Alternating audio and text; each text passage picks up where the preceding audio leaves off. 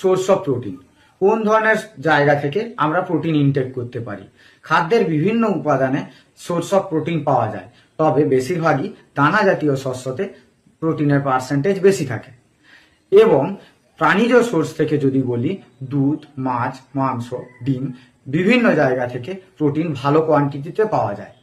উদাহরণ হিসাবে একটি ডিমের মধ্যে 6 গ্রাম প্রোটিন থাকে।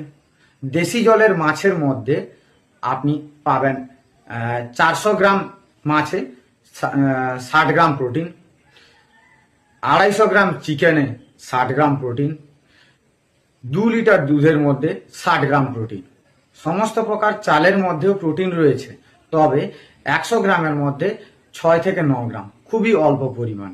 সমস্ত দানা জাতীয় শস্যতেও প্রোটিনের পার্সেন্টেজ রয়েছে, বাট সেখানে 18 থেকে 20 গ্রাম মতো রয়েছে, অর্থাৎ 18 to 20%।